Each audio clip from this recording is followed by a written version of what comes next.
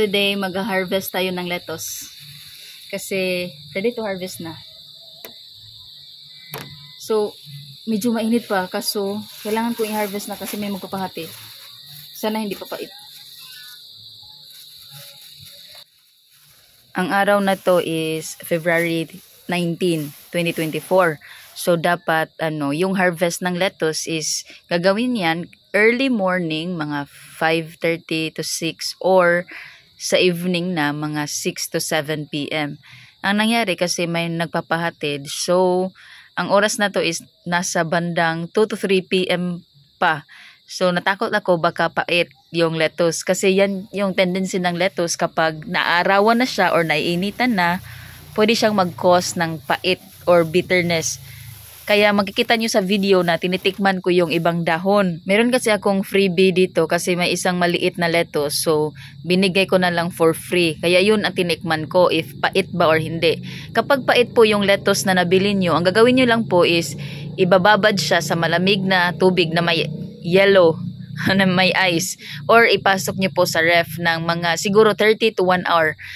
Tawag po ata dyan is flushing. Kapag ginawa nyo yan, talagang mawawala or malilesen yung pait ng lettuce.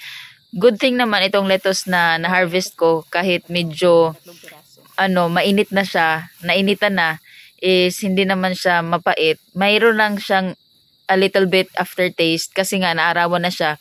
Pero in general, kapag early to, talagang walang problema sa lettuce na to kasi olmete to, hindi talaga siya papait agad-agad unless nasubraan na siya sa katandaan.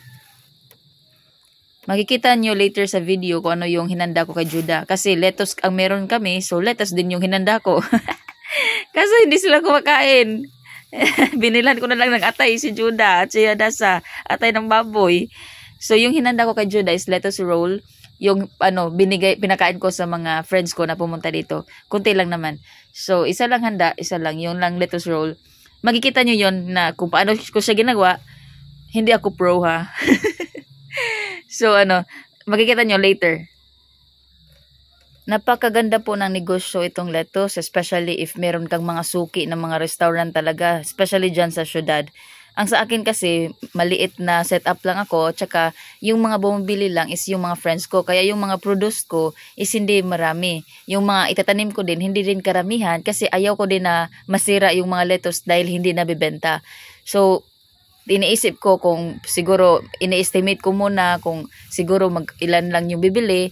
Kaya yung minsan, tinatanim ko lang is 2 foam. Kapag season naman, like Christmas or New Year or may mga events, dinadamihan ko ang pagtatanim. Kasi alam ko na mabebenta talaga.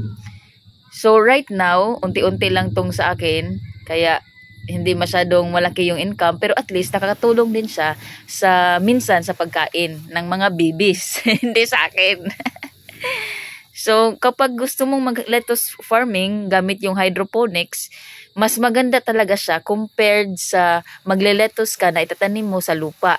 Kasi yung sa lupa kasi everyday mo didiligan. Kapag hydroponics kasi, kapag ready na, nakaset up ka na, talagang hintayin mo na lang siya na lalaki. Especially kapag na-transfer mo na sa tuna boxes. So yun, ito yung ginawa ko. Tingnan nyo. Ito po yung ginawa ko. Hindi ako pro ha. Yan, masarap po talaga siya.